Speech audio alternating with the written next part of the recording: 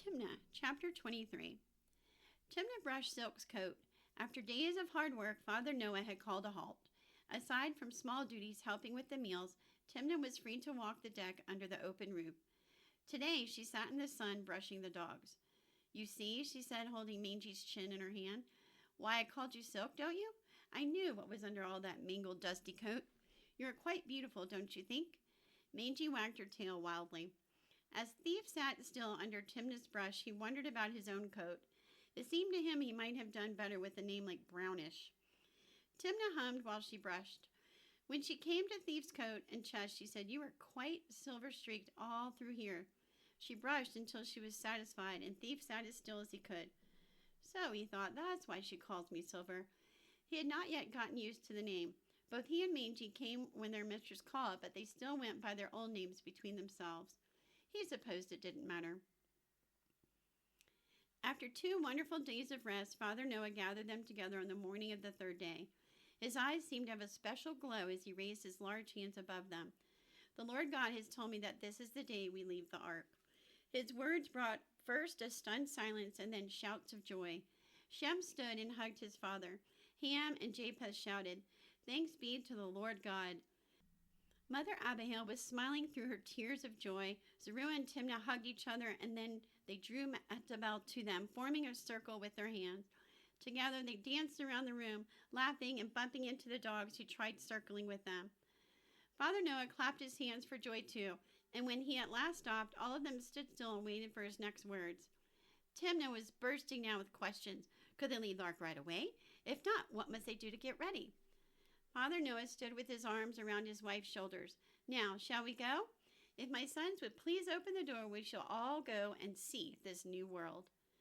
Like a child about to open his closed eyes to a grand surprise present, Timna followed her father and mother-in-law to the great door. Shem and his brothers waited until they were all gathered, and then, with a mighty shout, they flung the door open wide. The great open doorway before them was like a huge picture framed with tall mountain peaks in the distance, a mighty sloping cliff in its center, and just a touch of green across the bottom. "Come," Father Noah cried, but no one moved. "You and our mother must be first to set foot on the earth," Shem said. Father Noah smiled, and taking his wife's hands, led her down the gangplank to the ground. "Now we all may go," Shem cried. He took Timna's arm to help her down the gangplank to the ground, as his brothers did with Zeruiah and Mehetabel. Timna's feet barely touched the wooden gangplank as Shem hurried them both, half carrying, half pulling her along. They did not stop at the bottom, but went well away from the ark to stand and stare at the new world. Gray blue in the distance, the mountains rose all about them, thrusting rocky slopes to peaks high above. Their own mountain stood higher than all the others. Its peak was like a mighty tower above the cliff that sloped to the wide, sprawling ledge where the ark had landed. Far below it, Timna could see the green tops of trees and tall grasses waving in the wind. The sun shone so strongly that Timna felt it warming her through her padded coat. She turned and looked in all directions. The rugged mountain rocks and valleys with their green living things, the sun and the blue sky, all of it thundered together like some great music that sang inside her. "It is beyond imagining," Shem said, standing near her. "We will never get tired of seeing all this. And look below, Timna, how thick the grasses are. There will be plenty for the sheep and cattle. I see olive trees and other kinds too down there," Shem went on. But Timna no longer listened. Her eyes were fixed on a spot of white and blue half hidden in an outcrop of rocks on the slope below their ledge. With a gasp, she began to run down the slope to the rocky outcrop, her limp forgotten, her feet almost flying in spite of their unevenness. When she reached it, she climbed using her hands and feet to help her over the heap of rocks. She knew what would she find as she knelt down in the patch of blue and white. Flowers, mountain flowers, sweet with perfume, were growing between the rocks. She smoothed their silky petals and held them close to her face. By the time Shem arrived, her arms were full of the blooms. Shem helped her out of the rocks, back up to the flat ledge where the rest of the family stood, their excited voices still pointing out the wonders all around them. Ham was never far from his pipe, and now he took it from the pouch at his belt and began to play. Here on the mountain, the notes were truly clear and sweet.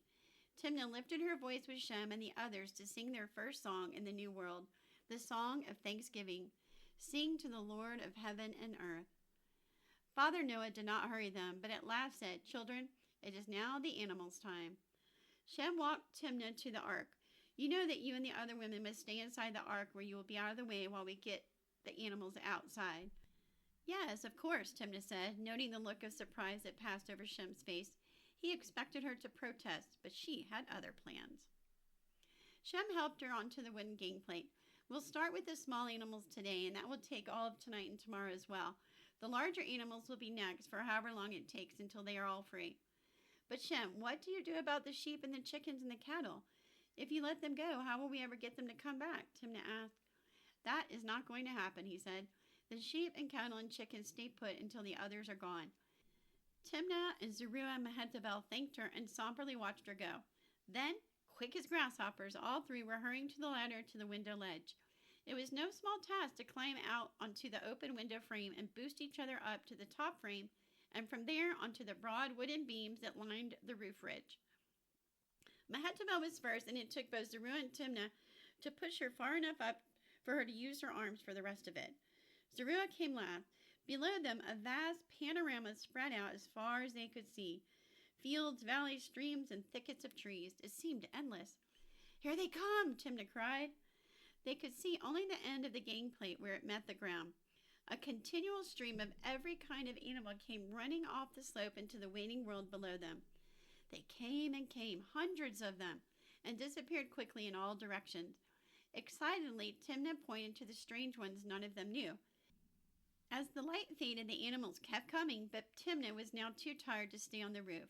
"We'll come back tomorrow. We'd better go down now," she said. Shem came in for the evening meal with his father, and soon came Ham and Japheth. Noah beamed at his wife as she served them bread for the stew. "You should be proud of your sons this day," he said. The idea to make the wall of blankets work so well, the animals needed little direction to reach the door in the gangplank. "It was almost as if they knew they were leaving the ark," Shem said. "Maybe they did," Noah said. "The Lord God caused them to come in, so why wouldn't he cause them to go out? Of course, he uses our hands to do his bidding too." "Do you mean, husband, the wall of blankets that helped so much? I will expect them back in good condition, please." Mother Abigail bit her lip to keep from smiling. Timna knew she was proud of her sons and her husband. Thief and Mangy lay in their usual corner in back of the cooking stove. They had not been allowed their freedom all day. "Stay put," Shem had told them. "We will need you when we start sending off the big animals." As he left, he had warned Timna to keep the dogs shut in. "I don't want them underfoot with the small animals running off," he said. Timna had promised, and so all day Thief paced the living quarters, wishing he knew what was going on. The kitchen was quiet now. The others had gone, and Mangy lifted her head to watch Thief. "Stop, please," she said at last. "You will wear yourself out pacing like this." "Sorry," Thief said. "I didn't notice. It's not that I can't wait to get outside the ark. It's just that I know we could have helped." He sat down beside Mangy. "Maybe tomorrow Shem will come for us."